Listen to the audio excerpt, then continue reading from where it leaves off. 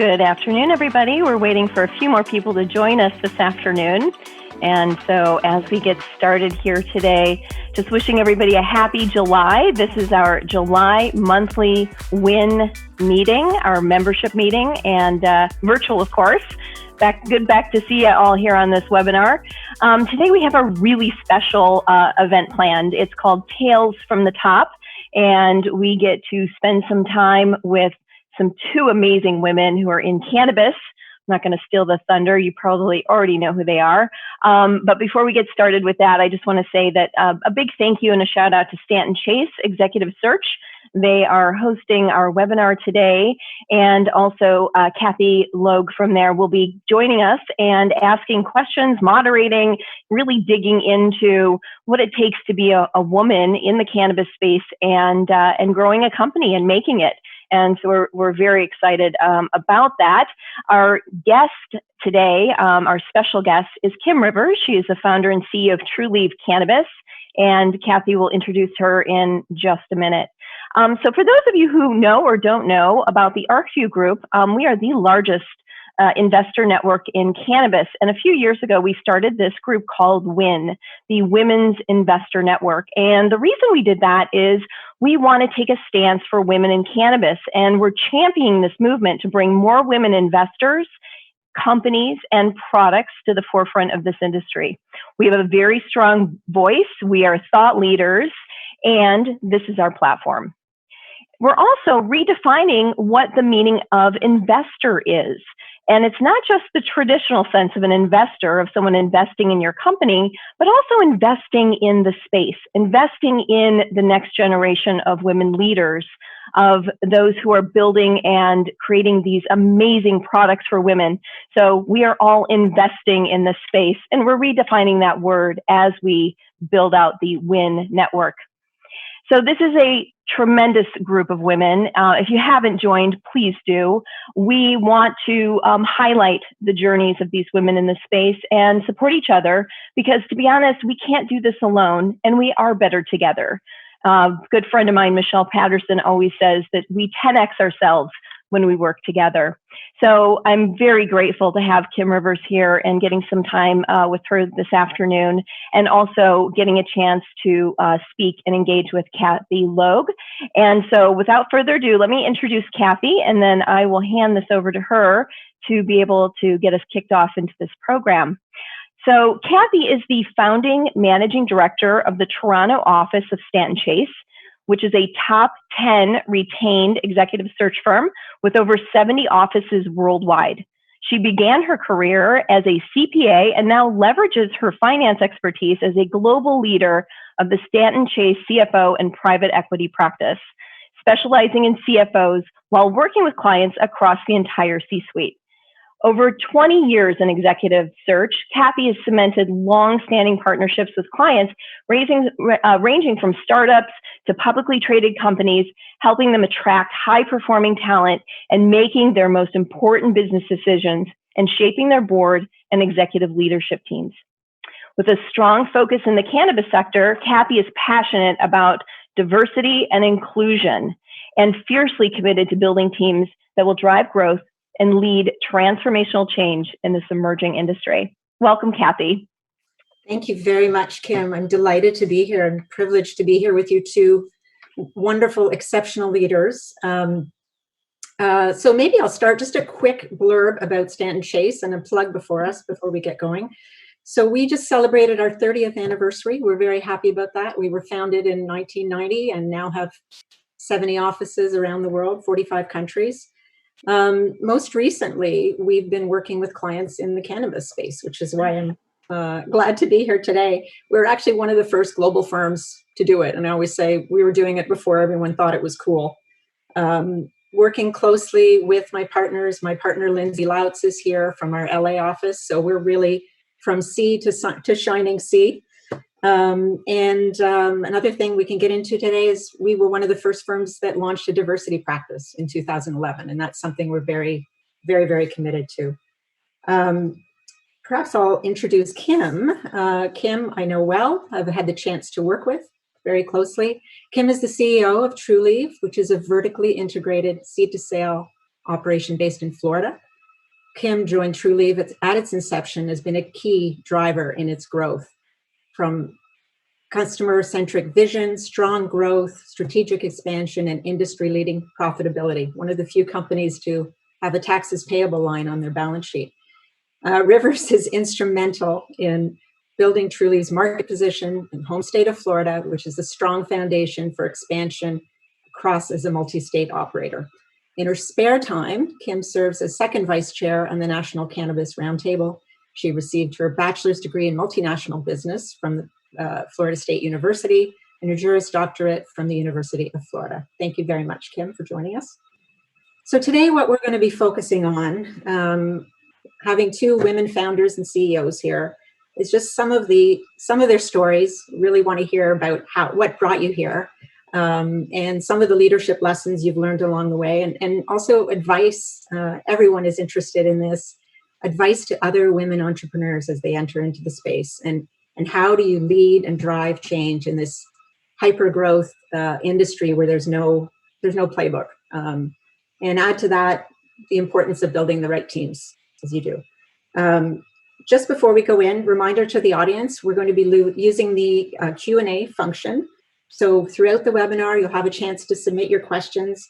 Laura, who's here, is going to monitor throughout, and we have time at the end to be able to take those questions to Kim and myself. And if you are a member that signed up for the after party, hoping you can join us live right after this, there'll be a separate link to join at the end of the webinar. So without any further ado, maybe if I could start just a little bit of additional context, and I'll start with you, Kim R. On your background, how you came to recognize the unique potential in this industry, and then taking from that, how you've seen opportunities for women evolve in the industry. Great. Thanks so much, Kathy. And it's so great to be here. So, it's interesting. I am the daughter of a police officer and a assistant principal of an elementary school. So, you can whatever you're picturing in terms of what that upbringing looks like, you are probably correct. And so this was not a natural path, I would say, for me, but it is one that I feel so blessed to have to be a part of. And really, when cannabis first was coming to Florida, I had the unique opportunity to really be asked whether or not I was interested in joining this wonderful team that has become Trulieve. And really, I'm also a recovering lawyer, as you mentioned. And so my initial response to that was, typical lawyer fashion. I'm not sure, and it depends. So did a lot of research, and as women, we typically do, a lot more diligence, in my opinion, and before you take that first step. And we can talk about that a little bit more in this fast-growing industry, how that's both good, and maybe on the flip side of that can be, in some cases, right, a detriment. But in that instance, it was, I think, very helpful. And then I slowed the team down in the sense that we really took about 6 months to travel the country and really get an understanding of what this industry had to offer. It was when this whole concept of multi-state operators was first emerging, and really helped shape the Trulieve journey, in that we really decided strategically during that time frame that we were going to, instead of spreading ourselves across the country, that we really had this opportunity to really create a true brand and go deep in a home market. And so really, I think because of that time that we invested on the front side, it led to our positioning in the state of Florida, which of course, has turned out well to date, and has provided us really a solid foundation that we've been able to learn strategic lessons across the entire supply chain, certainly in building this brand with customers. And we just opened our 51st location in the state of Florida. And now we're really well positioned and poised to take not only that profitability, but also those lessons into next markets as we grow a little bit more methodically and strategically than others. And I always say, look, there's lots lots of ways to win in this industry. But that was the path that we decided to go down. And with respect to women, what I would say is that, and I speak to a lot of, and I am a woman entrepreneur at heart, and I've done a lot of things, life before cannabis, if you will. But one of my pieces of advice is to take your seat at the table. And this is an industry where there are seats to be taken. And it's really important that we as women understand that our perspective in this industry, particularly as it relates to how companies are forming and brand formation, is so critical, because we are an emerging sector of consumers in this industry, and it is important that our voices are at the table when making those strategic decisions, because who knows better than a woman in terms of what will appeal to us across brands and across the sector. Thanks, Kim. Kim K, I know your trajectory has been slightly different coming in from the tech space, but yes, it sounds like there's a lot of parallels here. Well, I think all of us sort of, had something before cannabis, or at least a lot of us did. And for me, it was, technology. So you're a recovering lawyer. I'm a recovering accountant. So I started my career actually at Deloitte, and I was there for a couple of years and realized I really love the entrepreneurial journey. And that was where I got my energy from. And so I've started 6 companies, either as founder or co-founder or some combination thereof, and exited them all. That's a bold statement. Now, they weren't all great exits, but I did exit them all. And fortunately for me, one was in the tech space. I built a fintech software platform that got acquired by a Canadian company, which allowed me a chance to sort of semi-retire. And I always said that I wanted to be an investor. And I always would look at the table, like you said, Kim, I look at the table and there's very few women. I was fortunate enough to have 2 women on my board and 2 women investors, key investors in my last company, that company that I sold. And so I said to myself, I am going to be an investor. And so I joined a bunch of different angel groups. I started making investments. I learned quickly that I needed to do those with other people, not just by myself, because there's so many things that, that these nuances of a deal. But I also started a chapter of Golden Seeds in Southern California. And Golden Seeds is one of the preeminent women's angel investor networks. So there's about 350 of us across the country in multiple chapters. And one of the things that really struck me when I was first starting to get into, investing, doing my research about that, was, very few women were actually investors. And so back when Golden Seed started in 2006, about 5% of women identified as an angel investor. That number is about 28% now. So if you think about what we've done in the last, 10, 14 years, is that we've more than, exponentially grown ourselves as angel investors. Not so much the same with VCs. We got some work to do, but we're starting to really put our money to work and starting to become investors. And to me, that's my biggest passion. And so I became a member of Arcview when I wanted to get into the cannabis space. I did a lot of research, and this was the place to be. And so I surrounded myself with these amazing individuals and got a chance to launch my own company too. So I started another company while I was at Arcview called MyJane. And then we sold it to another member of Arcview called Manifest 7. And so I feel like I'm kind of like steeped in the Arcview experience from the beginning through the end. And I started in as CEO earlier this year, and it has just been fantastic. And I would just say that, cannabis is so many things. It isn't just a brand or a grow or this or that. There's so many avenues that you can literally put a toe in the water with cannabis and get started and have that be your sole business or a part of a larger business. And so there's really just so many things to explore.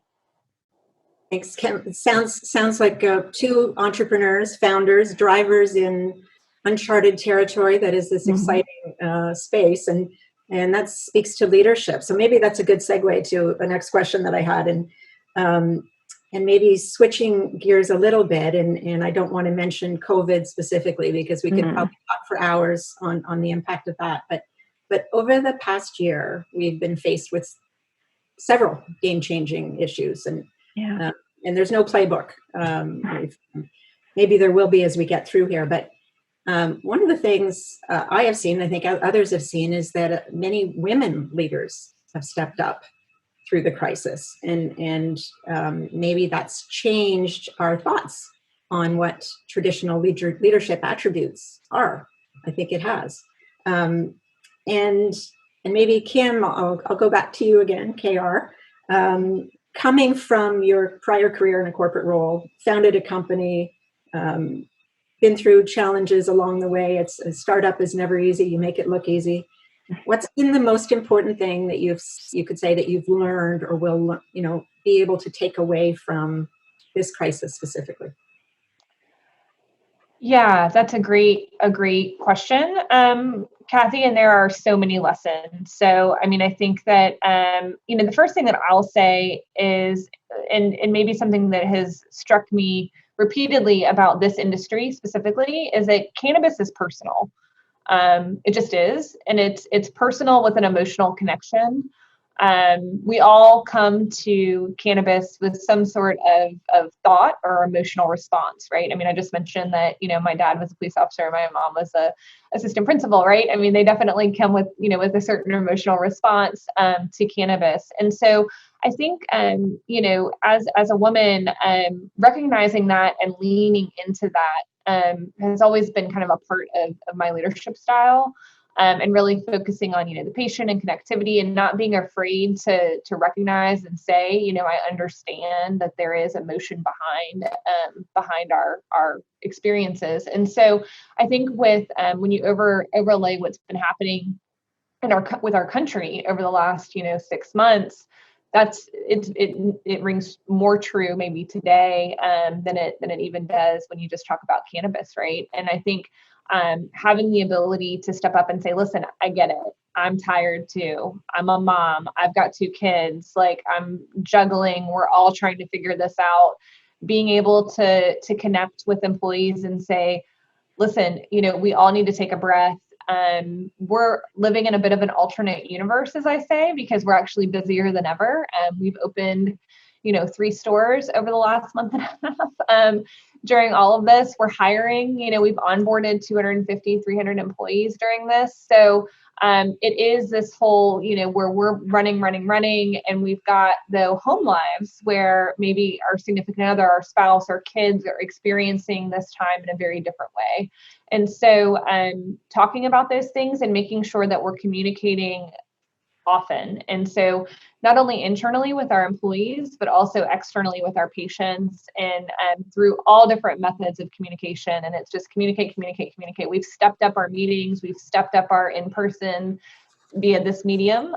Thank God for technology, to make sure that we're all checking in with one another, and that we're making sure that we're staying connected. Again, at that human level, and trying to translate that to our customers. I mean, when we experienced a over 50% increase in call volume, a 200% increase in delivery demand. I mean, it's just, and then people are stressed and we're all anxious. And so again, leaning into that, acknowledging that, saying, listen, we get it. And then pivoting and rapid, as we always do, but even more so, right? Rapid adaptation of technologies, rapid adaptation of new protocols, rapid adaptation of meeting that customer and that patient where they are, because that's always our responsibility. But again, just focusing on that understanding that, we're all in this together, and we all need each other in order to get through it. And I think that may be, a bit of a unique female characteristic.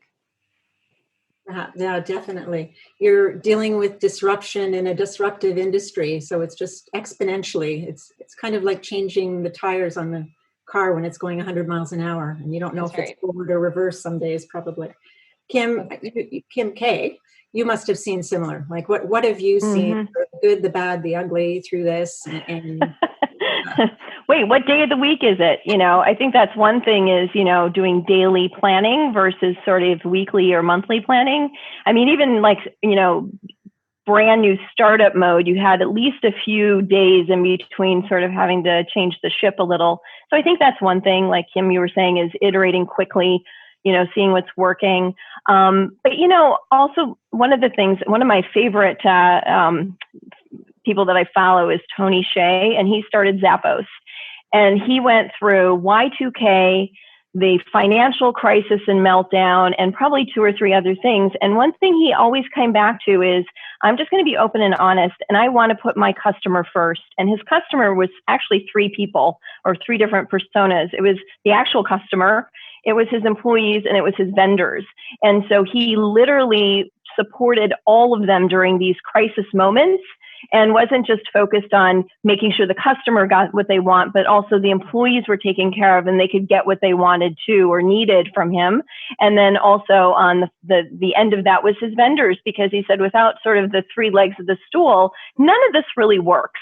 And so what I appreciate about what he's done and written about in multiple ways is that, caring for these people and being open and honest about it. And he actually took a lot of heat from, the market and everything for writing a 12-page, email to his employees saying, we're going to do this, and I'm sorry, I'm not going to sugarcoat it, but this is what I want, and this is what we can do together. And he really set the stage for it, and they were very successful. And they came out of that, with a $1 billion company that got acquired by Amazon.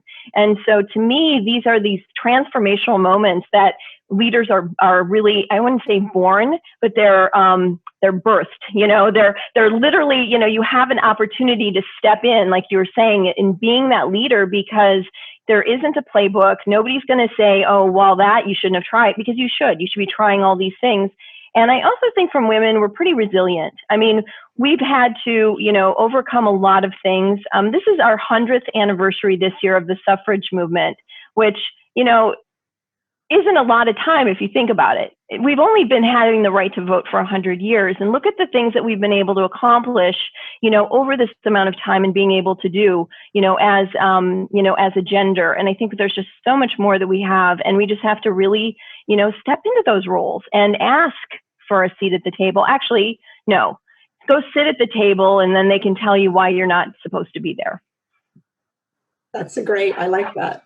Well, I guess what we've seen working in the industry now for a few years, and we've had an opportunity more to watch it from, with an outside lens, if you will. The leadership needs and the leadership attributes of what makes an individual successful are totally changed. So, there's, or certainly heightened, so, and as the industry has evolved, Kim, you've seen it through some of your cohorts, that person who is going to kick off, the visionary founder is not necessarily the best person to be leading the company as, to profitability and to as a CEO. And I would say hold Kim out here as an exception, a wonderful exception. And I won't even tie that into why maybe women make better leaders, because I refuse to go there. But it's, it's about a discipline, a strategic approach to growth, and it's, sort of that playbook. So there's no pandemic playbook. But I guess women have shown through this that they're more adaptable to it. And I think the factor of adaptability is one of the key things that make people, successful or not in this industry. It's, resiliency, adaptability, ability to pivot on a dime when you don't know what day it is, you don't know where you're going. So no, thank you very much. So another thing I wanted to talk about is sort of the industry more broadly. Let's back it up. So, so the industry now that we're seeing, it's growing at a faster rate than the economy. That's good and bad, I guess. Good for us. Do you think that's going to open up the door for more women leaders? And so I'd like to talk about that. And I'd also like to tie this into, with high growth is transformational change, disruption. And I'd like to tie this into the Black Lives Matter movement and more broadly diversity and inclusion, because it's a bigger issue than that. So Kim R, one of the things you do in your spare time, which I still not sure when that is have played a leadership role on the cannabis, on the National Cannabis Roundtable, the NCR. And for those of you who aren't familiar with the NCR, basically it's a mandate's very simple, and it's advancing 21st century policy in the US. And some might say it's advancing policy into the 21st century, basically advocating for the legal cannabis industry, common sense regulation, tax equality, things like the Safe Banking Act. And Cresco and Trulieve are both playing very, very important roles on that. But specifically, what I'd like to ask you about is the NCR's corporate social responsibility pledge, because I know that's something that means a lot to you personally. Yeah, no, thanks for the question. So, and when you talk about just the industry in general, and we talk about taking a seat at the table, I think that when Trulieve was founded, and as I mentioned, I had the distinct pleasure of being part of that group, and then moved into the CEO role.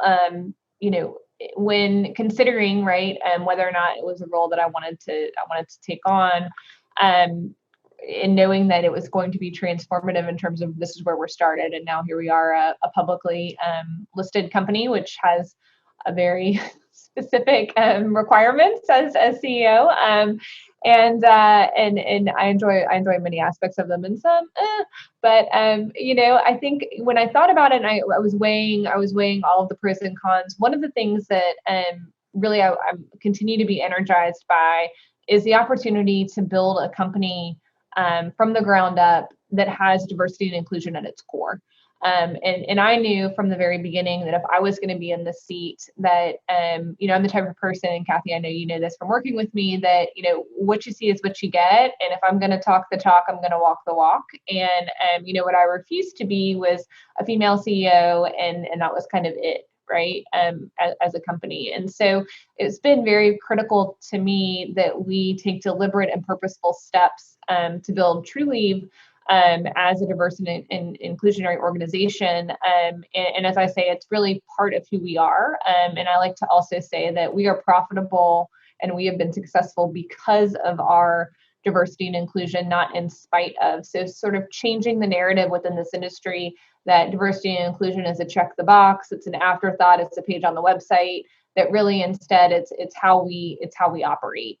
Hard stop, period, next sentence. And so as coming into as part of the National Cannabis Roundtable, there was talk of a diversity and inclusion initiative, and I was fortunate to be asked very early on in these discussions to join that team, and worked very, very closely with other members of that group.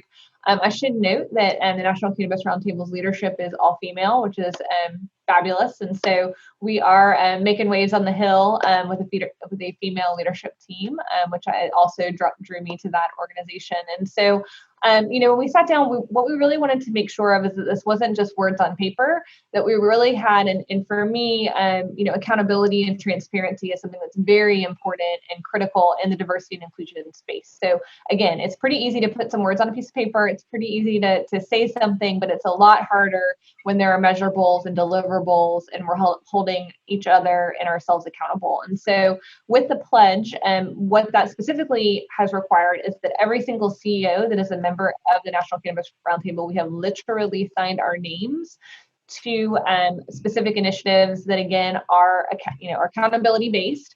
And right now we're in the first phase where we're all going through a measurement exercise of really just being transparent and honest. This is where we are. This is where we are with our employment levels. This is where we are with our leadership levels. This is where we are with how we're contracting with minority and women-owned businesses. This is where we are in terms of our external relationships. And it's just a scorecard, right? And that's sometimes, I think, the hardest part, taking a deep breath and saying and giving each other the space to say, we are where we are, and that's okay. And we're not going to be perfect, because if we were perfect, there would be no reason to have diversity and inclusion initiatives, right? So we have to start somewhere and then measure, right? And so, I am very, very excited about that initiative, and things that I mentioned obviously are part of that, along with how we're partnering and mentoring. Mentorship is a huge part of what we're doing at Trulieve as well. How we're lifting up women and minority entrepreneurs who want to enter the space, how we're supporting them, how we're investing them, how we're paving the way. So, one of the things that we are talking about, obviously, is safe banking. And folks may ask, well, how is that going to, how does that translate? Well, I personally believe that access to capital, particularly for women and minority-owned businesses in this space, is very difficult. And so while we may have all these wonderful state initiatives that allow for and provide licenses to women and minority and veteran-owned businesses, quite frankly, those businesses then get a license and they're thrown off the cliff, because there is no ability to access any of the banking programs and quite frankly banking mandates that there are in this country for women and minority-owned businesses. SBA is off limits. I mean, we've got some fabulous programs in this country that support and that lend to at very attractive, super competitive rates to minority and women-owned businesses. But unfortunately, because of the nature of our industry, folks can't take advantage of those. So again, taking it one step further and saying, this is the why, and this is what we would like to see, and this is why we're advocating for it. It's not just to serve ourselves; it's also because we see this as the next step up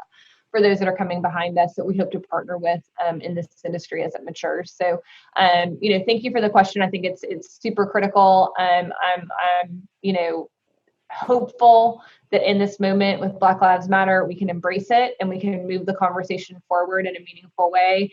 It is multi-layered and it is complex. And I think that it's going to, it's a marathon, not a sprint, and there's not a single solution. I think in this, unfortunately, with our current culture, we like those single, one-stop shop solutions. And I'm hopeful that we can all our heads can remain in the game and we can remain engaged to really, peel back those layers and do the work that's going to be needed to make real progress. But I'm encouraged because I do think that that's happening. No, thank you. And we talked about this on our call, and hopefully one day we won't even be talking about this. It won't be an issue. We talked to Kim K about accountability and these pledges, and I can tell you about ours as well as from Stanton Chase. It has to be more than words on a paper. I mean, it has to be actionable, and it also have to be, I guess, who is the call to action? And it's not just women, it's everyone. And I think we talked about this, Kim, what women can do to drive this. And lastly, what isn't measured can't be managed. That if we don't have the data to track this, then we can't do anything about it. So yeah, you had some great things, so I'd love you to share them. Hopefully I can remember back to that call last week, but no, it's, no, you're absolutely right. I mean, we have, I think like you were saying, Kim, this is a very complex issue. We're not going to solve this tomorrow. We're going to certainly put a lot more light. We're not going to be hiding in the shadows, I think, as we maybe have been.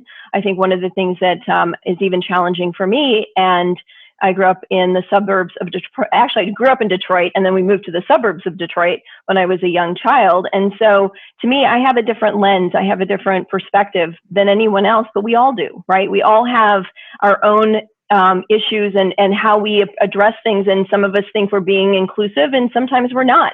And so I think we need to really, peel the mask off of ourselves and really say, okay, I'm gonna start over again, and I'm gonna listen to someone tell me versus what I think I know, because that really, I think, opens up a fresh dialogue and allows us to really get to some of these things that could make some significant changes. One thing I go back to, though, is economic power. It's incredible how much economic power any one person has. And if you start to band together and we start to do this, in unison, we can make some amazing changes. There's another mentor of mine. Her name is Muriel Siebert, and she passed away several years ago, but she was the first woman to get a seat on the New York Stock Exchange. And she had to literally lie, cheat, and almost steal to get that seat because they wouldn't allow it to go to a woman. And because her name was Muriel, she put just an M and then Siebert, and they didn't really ask that question on the application.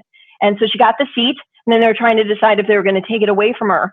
And she said, you know what? I just rallied around and I did what I needed to do, because to me, having a woman on the New York Stock Exchange and having a seat at that table was important. And then what she did with that is she translated that to working with the New York Educational Department and being able to then mentor and foster young youth of all colors and all races and all genders to learn what money is and to learn how to use a checkbook and what that power of that checkbook is. And to me, that's still something really important to me. So if we're going to change this dynamic, then let's start with today funding companies that are excellent companies, that are quality companies for people who may or may not have had access to capital, and make them not feel lesser because they don't understand the process, because they haven't grown up with that process. My mother, when she bought her first house, couldn't sign the document because it was 1974, and she had to have her father do it because she was an unmarried woman. She was a divorced woman. So we have made so many strides towards a lot of things. And so I think this is our next one, which is let's be mentors. Let's work with this next generation of these leaders. Let's get capital into their hands and let's help them use it wisely and foster that open communication and growth so that we're not sitting there, in another 10 or 20 years from now going, damn, we missed the boat. We could have had this really transformational moment. And cannabis doesn't have a playbook, you guys. So we can really do this right now with cannabis without anybody coming back and being like, oh no, that's not how it worked, 25 years ago when we started this company. We don't have that. So we can really make these changes right now and they can be so impactful. And so specifically for Arcview, our pledge is that, for 10 years we've been around and we've been really, really fighting the fight for social justice, social equity programs, legalizing cannabis, working in those communities most affected with the war on drugs. But we're going to double down, and we're not only just going to submit and talk about it, we're going to do it. So we're doing it by mentoring people of color, all genders, all races. We are looking at how do we mentor this next group of leaders? How do we match them with capital? So we're offering free memberships to people, Black and Brown, who meet that criteria and are investing money. So come on over and become a member of Arcview. We embrace you. And we want this to be a win for everybody. You also said some about data. So did you know that 42% of all companies started in the US are started by women? Almost all of them are under $1 million in revenue. They never get past that point because they just don't have enough capital. We could have a whole other discussion about alternate funding models and why the funding is messed up, but another time. I like what you said, like acknowledging that there are differences because sometimes we don't see the issue, but we're not seeing it from the same side. From our perspective, similarly, Stanton Chase. So we're a member of the Association of Executive Search Consultants, which is our industry organization, and very quickly through this, all of the CEOs, our global chairman, Mickey Matthews, have come together to put together a pledge that says, we acknowledge that there are issues. We are committed to combating them, prejudice, discrimination in all forms within our own organizations, because for all my partners on the line, this has been a very male-dominated industry until more recently, but more so, how we can use our collective voices to help build this world that's inclusive, because diversity is there. It's inclusivity that is the issue that we have to face. So it's, as you said, it's certainly not a sprint, if only it were so. When we're working with our clients, we really search firms because we are advising our clients. We're not sort of here, this is what we want, you go find it. We're actually advising them, and we have a unique ability to help them build these diverse teams, because people often hire people who look like them, and you have to acknowledge that it's the diversity that is the strength of your organization. So we're very committed to that. And just a story I have to share, and I won't name names, but and this talks about accountability and calling people out. So I once had a client, and it was a board search, and we'd been engaged for a diversity search, and I met with the CEO, and he said, "We don't need a woman on our search, on our board. We're working just fine." And I said, "No, you need two at least."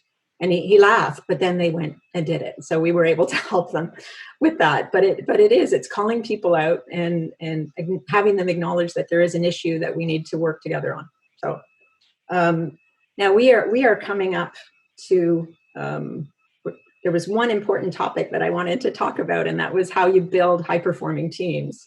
And I'm not sure that we have a time to really get into it, but maybe we've talked about some of these. But Kim R., when you were building your team, you've had to create something from the ground up. What are the leadership attributes that you look for?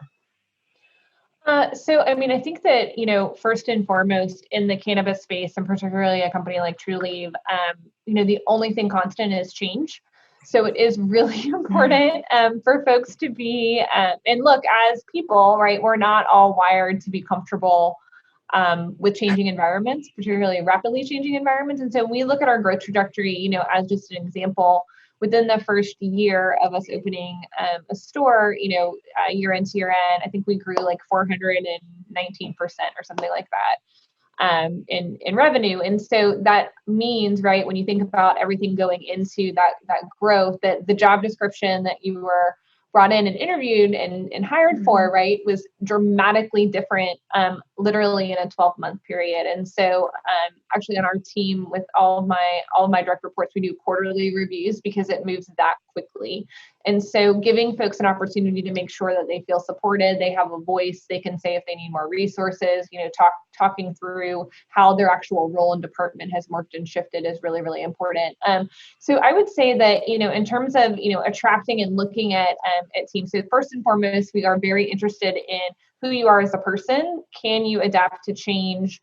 Are you kind of ready to embark on this very fast journey that is cannabis? And look, the reality is that many folks don't come from cannabis. I didn't come from cannabis. Many of our executive team members didn't come from cannabis. And so looking for those skill sets that define a role or that are integral to a role, as opposed to direct in industry experience, which I think would be more common for other established industries. And so that's going to vary, obviously, role to role, but we're also looking holistically at the team, always, in terms of, okay, what's missing, right? How is this person's life experience? How is this person's background going to add depth to the conversations that we're having strategically, skill sets that we're missing, point of views that we're missing? And so I think it's both an individualized as well as a holistic, conversation when we're looking to add team members. One thing that I like to do when I'm hiring for specific positions is to start with phone interviews.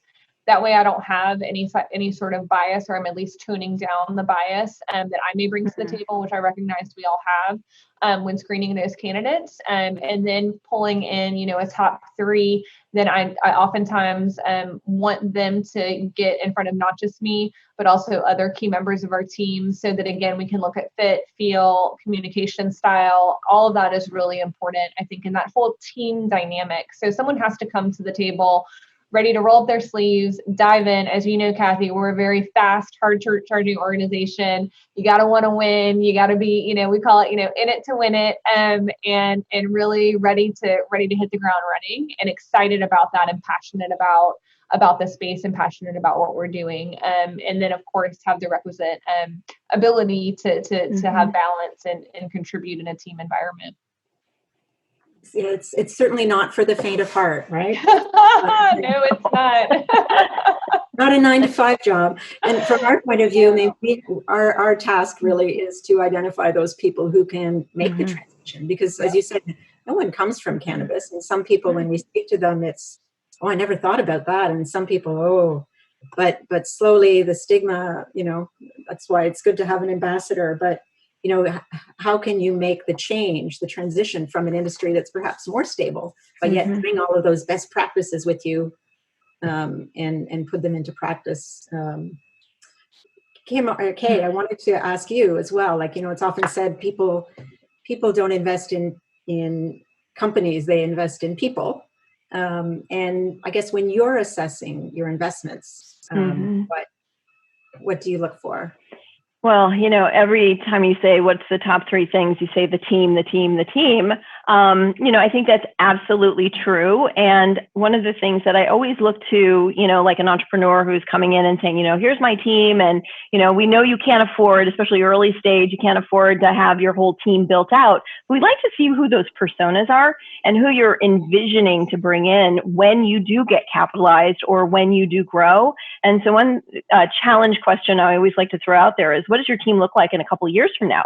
Not just today or tomorrow, but as you start to really, put the pedal to the metal and scale, what are those next, second and third string hires that you have to bring in to really make that an accelerated business? And, to me, it's watching how they think and how they respond to things like this that really gets me excited, because that's what you're investing in, is their ability to, in times of a crisis and a pandemic and civil unrest and all these things that are going on, how are they going to handle it? Are they going to be able to step into this role and be calm and supportive and thoughtful and, maybe a little bold sometimes, or maybe a little amnesia sometimes, but how are they going to handle that crisis? Because it happens. It happens. Every single startup has its own issue. And so you really have to, look at that resilience of that team member. The other part that I want to say too is, I like investing in more than just one person. This is me personally. We have a lot of single founders out there and they try to do it alone, and it's so much work. I mean, it really is. So if you are going to do it alone, make sure you have a really good advisory board. And I'm not talking about people who are just on there for like in perpetuity and get shares, but really pick the advisors that are going to help you get to the next level. And that might be a month from now, or it could be 6 months. If I see an advisor that's been on for more than 6 months, I question that advisor. I really do, because you need them in different stages along the way of your company. And then the last thing I'll say about sort of employees, and this is a hard lesson for me, because I always, try to be very sort of, bull in the china shop, and, I got the great idea and I try to drag everybody. I really love to listen to people, and I love the sense of purpose. This is like my new thing, is everybody has a sense of purpose at Arcview or anywhere else that I have worked. Is, you give this employee or this team member a sense of purpose, and they just absolutely run with it, and it's great. And their title may change 10 times, right? But they still have a sense of purpose, because they're just a rock star data person, or they're a rock star, engagement manager of some sort. And you'll find the right role for those people that are just like that. Thanks, Kim. I hope this is all recorded, because I want to listen to it again. That's for sure. Me too. So we have 15 minutes left, and we wanted to allow time for some Q&A. And I think there are a number of questions. And I know Kim R has a hard stop at 6. She's been going since 4 a.m. Maybe even. Well, let's let her go first, because I can always answer some in the after party too. So. Okay, thanks. Absolutely. So thank you all so much for typing your questions into the Q&A. The first question for Kim Rivers, Megan Corbat would like to know, what advice do you have for a manager level candidate that is looking to move to the cannabis industry? What should the candidate focus on highlighting about their experience, and any faux pas to avoid? Yeah, so that's a great question. I would love to, and I know it's general, so I'm going to keep it general, but my first inclination would be to ask some additional questions, right? To understand, what is it that they're manager of what, right? Because that's gonna tailor their response. So I would say that just like in kind of anything else, to make sure that for the particular role that you're approaching, that one, you've done your homework. So you need to understand, just like, and this is just kind of, I think, interviewing 101, you need to understand who the company is, you need to understand who you're going to be in front of. You're going to need to assess the best that you can, why is it that they're hiring that position? What need are you attempting to fill, or what do you think that they're attempting to fill? And don't be shy about asking that question. So I find that the most interesting and likely candidates are ones that have done their homework, not only about us, by the way, but also our competitors and the environment, and come with questions. So I believe that perhaps you're hiring this role because of a need here. Is that assumption correct, or is there something else? And what would an ideal candidate look for? And then listen very intently in the interview, and you better than anyone. So don't forget that. And what your background and your skill set is, that to highlight, and what your strengths are. And don't be afraid to advocate for yourself. So I guarantee you, particularly as females, one thing that I would say that we tend to shy away from is, tooting our own horn and talking about our own accolades. And so pulling in analogous examples, I find, examples are really important, and how you've handled specific challenge situations and overcome those. Particularly, again, anything in this industry is going to be fast-paced and change-oriented. So, think about, opportunities in your life where you've had to overcome, or you've succeeded in those types of environments, and make sure that you highlight that as well. I would say faux pas. Faux pas are coming in uninformed, right? Coming in not really knowing who we are, not really understanding, where this industry is going. I mean, my God, as a public company, like, I feel like I've like, we have no secrets. There's you can find out all you need to know or want to know about us. And so, just, showing us that you've done your homework and that you're coming prepared. And, it may not be the best time to, talk to me about your personal consumption habits. It's fine if that's, but, I can tell you I've been in a number of awkward interviews where, it just sort of goes into that lane. And so, we are all professional businesses that are very, that we're serious about what we do. And so just understanding that as well. Hope that helps. One other question for you, Kim Rivers. What markets do you feel are the most attractive to expand your footprint? And that is coming from Joseph Donnelly. Oh, Joseph, are you a shareholder or an institutional fund? I get that question all the time. Obviously, we are a publicly traded company, so I am not able to give out non-public information. What I can say, of course, is that we are expanding currently in Massachusetts, and so that's our next big play. We're building out there. We're building 140,000 square foot. Also purposely placed in a majority economically depressed area. That's something that's been very important to us. We're headquartered in a majority minority community in Florida. That's another part of our diversity and inclusion work that we're doing.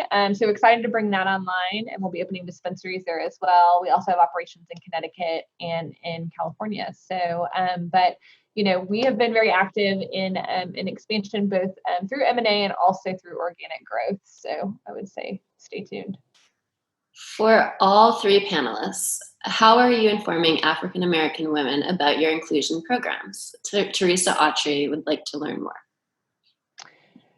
So, I can kick it off.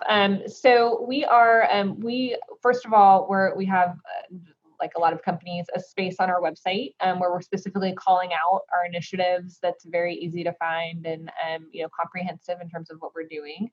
In addition, we have partnered with a number of groups. So we're partners with Minorities for Medical Marijuana. For those of you who are in the marijuana space and are interested in minority issues, it's a great resource as well. Run by an African-American woman, Roz McCarthy, who's an absolute rock star. So I'll give a plug for Roz as well.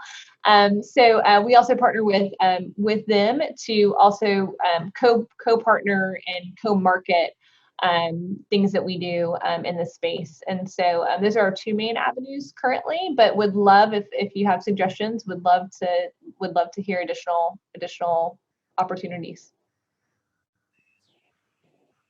So for us, I'll go real quick and then I'll hand it over to Kathy. So for us, we have our advocacy statement on our site. And one of the things that we have opened up for June, we brought in 2 entrepreneur founder memberships for free. There's a lot of people applying for that. And so we just had to limit it to 2 because of we're matching them up with different mentors and different things. And so we wanted to kick that off in the right way. And we're going to be expanding that program. So please go hit that and apply if you meet some of those criteria, and we can help you get connected to this industry. I mean, that's what we're all about. We're connected. We're a network. We connect people.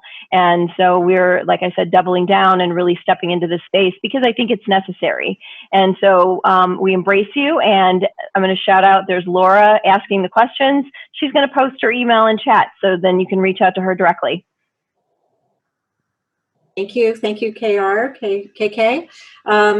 No, from our perch, what we see is similarly. So, a pledge you'll see on our website as well. We're very committed to this ourselves. Our industry has been, I'll acknowledge it, is fairly white. And we know part of it, the first part is acknowledging there's an issue. We are putting it to action. Words are words, but putting it to action. And we have formed a task force internally, but also with all of our member firms that are also members of the Association of Executive Search Consultants, all of the top 10 firms worldwide. And how do we do this? How do we take it, not only advising our clients, but also ourselves, attracting diverse talent to our own because you can't be advising our clients without having an acknowledgement of what diversity is yourself. So I'm happy to chat about that offline. It's probably a long conversation. Thanks so much. And last question, I know that we're running out of time here. All things being equal, what separates a lifestyle business entrepreneur from those who build businesses that are VC backed and end up becoming unicorns? Is it the business model, the team, or something else? For everyone on the panel, what's the magic Who formula? would like to go first? Let's see. I got my little crystal ball. You've started companies and you go. Why don't I take that one first? So here's the thing is, taking other people's money, OPM, is a decision you have to make that you can't come back from. So I want to say it's like getting married because you could actually get divorced. Okay. It's like having children, right?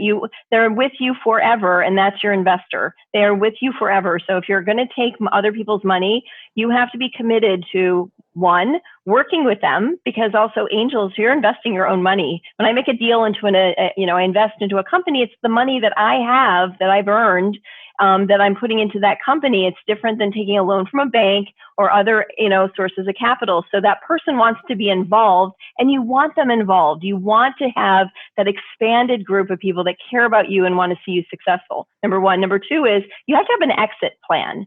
So I also see a lot of people start up and go, well, I never want to sell my company. Well, that's how investors get their money back, is by you selling the company or going public or doing something where there's an exit. So you have to really understand what the differences are between, a VC or a private equity backed business and one that's just self-funded. And there are differences, and you have to be ready for it.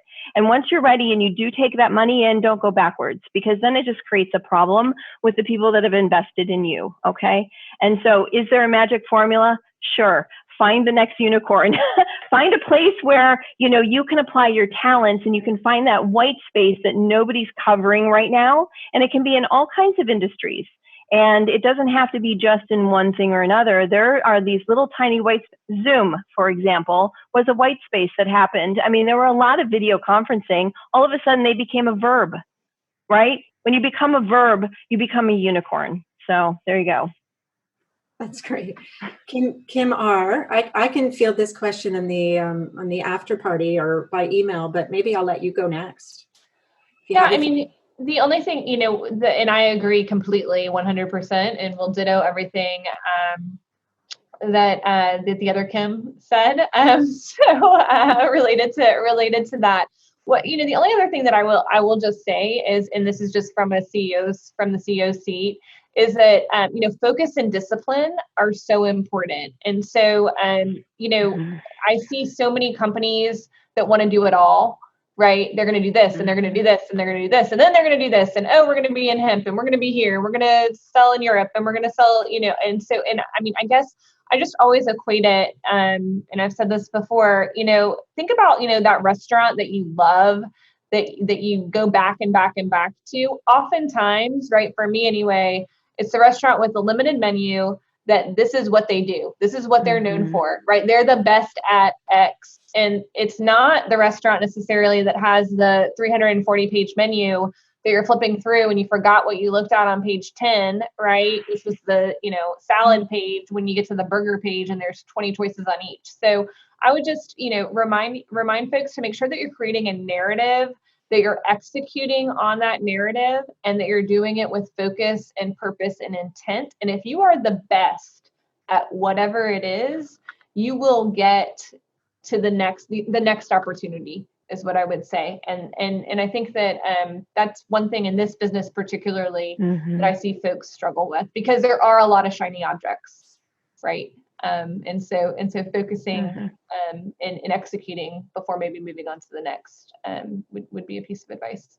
Thank you so much. I think that's all that we have time for. And that was all of the audience questions. I'll pass it back over to Kim Kovacs now. Well, thank you. And thank you both so much for joining me today with Tales from the Top. I think this was great. I learned so much. Kim, really enjoyed spending time with you. I haven't had a chance to do that yet. So really appreciate it. And I look forward to the next time. And Kathy, you are the hostess with the mostest, I got to say. You are amazing. So thank you for, keeping us on track and asking the really good and tough questions. And this is a tough time. So, I really appreciate all that you guys are doing in this industry and hoping that everybody's safe and healthy. So we'll see you over in the after party. Take care, everybody. Thanks, Thanks so much. I'm so glad you could join us, Kim Rivers. Bye. Thanks, Kathy. Thanks, Kim. Thanks everyone so much. And we're going to leave this link open for another 5 minutes or so if you want to complete the survey that's popped up on your screen. There's 8 questions. Everybody else will be muted and offline. And thank you all for joining us. Kim and Kathy, if you want to check your email, you can go ahead and head over to the member after party now. Thank you so much. Great. I'll see you at the party. All right. Bye. Bye.